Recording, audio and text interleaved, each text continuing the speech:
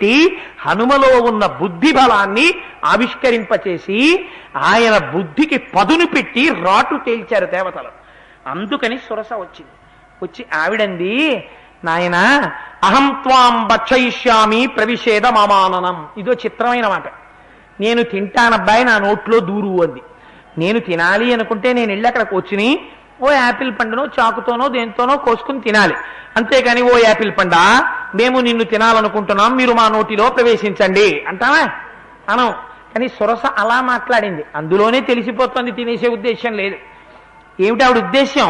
కేవలం ఆయన బుద్ధి బలాన్ని పరీక్ష చేయడం. నాకు దేవతలు ఇచ్చిన ఆహారం అయ్యా, నువ్వు ఒక్కసారి నా నోట్లోకి రా, మింగుతానని. అంటే ఆయన అన్నారు, ప్రహృష్టవదన శ్రీమాన్ ఇదం వచనమబ్రవీత్ అన్నారు మహర్షి. ఇందాక మైనాకుడు కనబడితే సంతోషపడిపోవడం, అబ్బా బంగారు పర్వతం, బంగారు శిఖరాలు, నన్ను రమ్మన్నాడు కానీ నేను వద్దనిశాను అని ఓ ఫీల్ అయిపోయారు అనుకోండి, ఇంకేం పెడుతుంది ఆ సముద్రాన్ని దాటడం. అలా బాధపడకూడదు, దాన్ని అక్కడికే వదిలిపెట్టేశారు, అంతే. ముందుకు వెళ్ళిపోయారు. ముందుకు వెళ్ళిపోయి ఆ వెళ్ళిపోయినటువంటి వారికి సురస కనపడింది. ఇప్పుడు నోట్లోకి రా, మింగుతానంటోంది రాక్షస రూపంతో. ఇప్పుడు బెంగ పట్టేసుకుని, అయ్యో అనవసరంగా మైనాక పర్వతాల మీద దిగిపోయినా గొడవ వదిలిపోయేది, అనవసరంగా వచ్చేసాను ఇప్పుడు అని ఆయన ఏం బాధపడలేదట. ప్రహృష్టవదన శ్రీమాన్, సంతోషంగా ఉన్నారట. ప్రతిబంధకం వచ్చినా ఉపాసనలో సంతోషమే, సన్మానం వచ్చినా అది నాకు జరుగుతోంది కాదు, ఈశ్వరార్పణం, సంతోషం. దాని గురించి పట్టింపు లేదు, ఇక్కడ ఏం బెంగెట్టేసుకునేం లేదు, దాని గురించి తాదాప్యము లేదు. మర్చిపోయాడు, అప్పుడే మర్చిపోయాడు దాని గురించి. ఆ స్థితిని పొందడం, సురసని చూసి భయపడకపోవడం.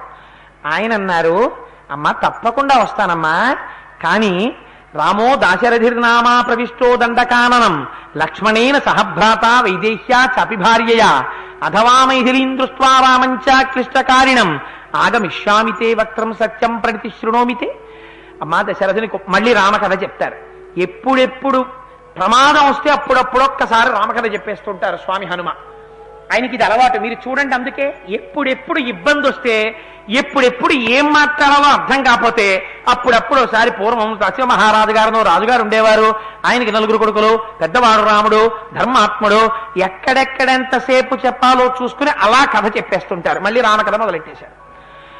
రామో దాశరథిర్నామా ప్రవిష్టో దండకాననం లక్ష్మణేన సహభ్రాత వైదేహ్యా చాపి భార్యయా. ఆ రామచంద్రమూర్తి 14 సంవత్సరముల అరణ్యవాసం కోసమని అరణ్యంలోకి వచ్చారు. భార్య సీతమ్మని పరితలలో రావణాసురుడు ఎత్తుకుపోయాడు.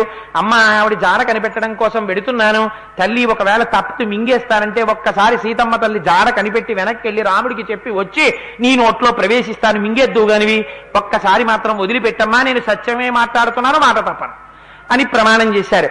ఆవిడంది, అబ్బాయి అలా కుదరదురా, నాకు బ్రహ్మగారి వరం, నువ్వు నా నోట్లో ప్రవేశించవలసిందే అంది. అయితే సరే అమ్మా, నేను నీ నోట్లో పట్టడానికి కావలసినంత నోరు తెరువు అన్నారు. అని పెద్ద నోరు చేశారు. మరి మింగడానికి కావలసినంత నోరు ఉండాలిగా. ఎంత పెరట్లో వంకాయ అయితే మాత్రం ఇంత వంకాయ పండితే అలా వండుకు తినలేంగా, పెరుగు పచ్చలో ఏదో చేసుకు తినాలి కానీ. అందుకని అంత నోరు ఆవిడ తెరిచింది. ఈయన పెరిగారు, ఆవిడ పెరిగింది. ఈయనేం చేశారు, ససించప్యప్తనక్కాయం బభూవాంగుష్టమాత్రక, బొటనవేలు అన్నంలోనే తెలిసిపోయింది, ఇది లేకపోతే మిగిలినవి పనికిరావు. తత్వమసి ఇలా తిరగాలంటే దీంతో కలిస్తేనే పరబ్రహ్మం. అందుకని బొటనవేలంత వారైపోయారు. అయిపోయి ఒక్కసారి లోపలికి వెళ్ళారు, బయటికి వచ్చేశారు. వచ్చేసమ్మా ప్రవిష్టోస్మిహితే వక్త్రం దాక్షాయణి నమోస్తుతే గమిష్యే యత్ర వైదేహీ సత్యంచాసీతరస్తవ. నా నోట్లో ప్రవేశించమని అడిగావు కదా, లోపలికి వెళ్ళాను, బయటకు వచ్చేశాను, సరిపోయింది కదమ్మా మాట, ఇక బయలుదేరుతానన్నారు. ఓరి నాయన, ఎంత బుద్ధి బలం రానిది, నోట్లో ప్రవేశించమంటే అంత వాడివయ్యావు, మింగుదామని అంత నోరు చేశాను, గభాలన ఇంతైపోయి లోపలికి వెళ్ళి బయటికి వచ్చేసావురా. అర్ధసిద్ధ్యై హరిశ్రేష్టాగచ్చ సౌమ్య యథాసుఖం సమాన ఈశ్వ వైదేహీం రాఘవేణ మహాత్మన. రాఘవుడితో సీతమ్మని కలిపినటువంటి వారు హనుమ అన్న ప్రఖ్యాతిని నీవు పొందెదవుగాక అని ఆశీర్వచనం చేసింది. ఒక్క నమస్కారం చేశారు, బయలుదేరిపోయారు.